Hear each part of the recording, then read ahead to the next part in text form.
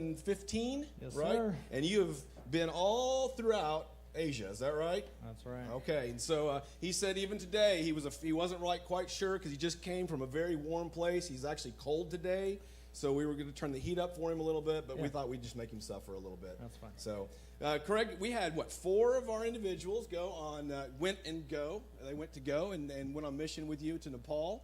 Are we going to hear a little bit about that today? Yeah, All talk right. about that Cool. a little bit. Cool. All right. Well, hey, give Craig a warm Northbridge welcome, if you would.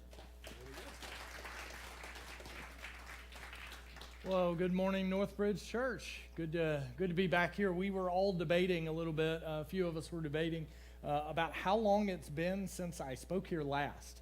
I think 3 years-ish.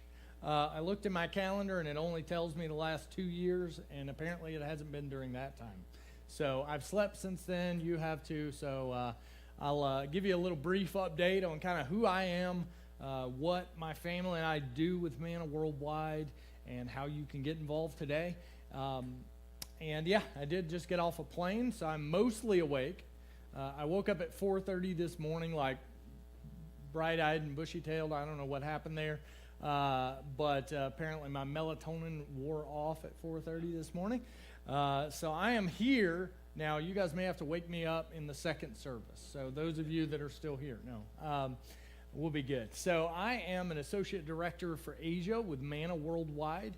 We're an organization that started in 2001, was started by a missionary to the Philippines who went there with the idea of being just a church planter. Like, he just wanted to go and plant churches and reach people with the gospel. And he got there and he planted a church, and the next thing he knew, he started to look around that church and realize that there were kids all around their church who desperately needed Jesus, yes, but the need that was most on their minds, the needs that was most on their parents' minds and hearts, was that they needed food.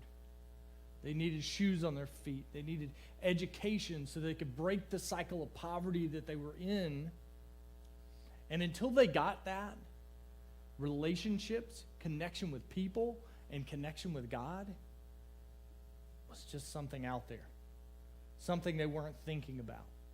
And so he started to feed a few kids, started to put some shoes on some kids' feet, some clothes on their backs, and started to help to educate some kids and get them in school and pay for their school supplies and things like that. And what he realized was, if we love people at their most desperate physical need, we get the opportunity to love them at their most desperate need, their spiritual need, their need for Jesus, their need for a Savior, for hope that changes everything.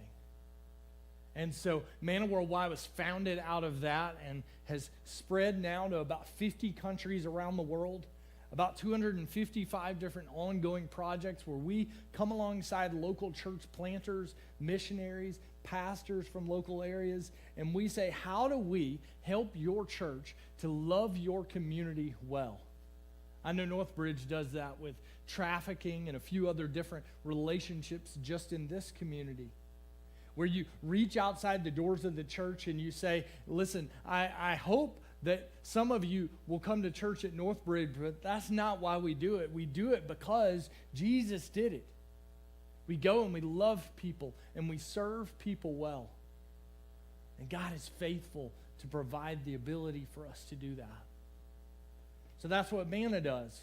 50 countries, 255 different ongoing projects alongside local churches and ministries, orphanages, schools, medical clinics, nutrition centers, digging water wells, really a little bit of everything to say that people matter to God.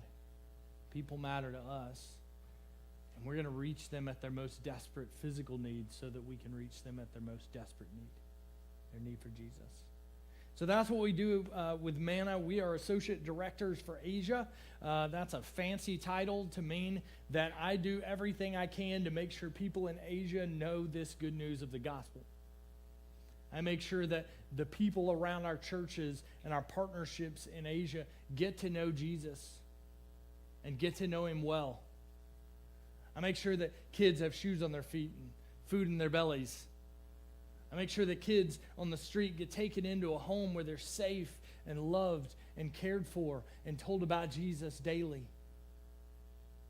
It's a pretty decent job, honestly. I get to lead mission teams like the one I just got back from yesterday. I flew for 27 hours total, like flew/waited in airports, and somehow it was only from Friday night till noon yesterday, so I don't know what happened. I lost a whole bunch of hours in there somewhere.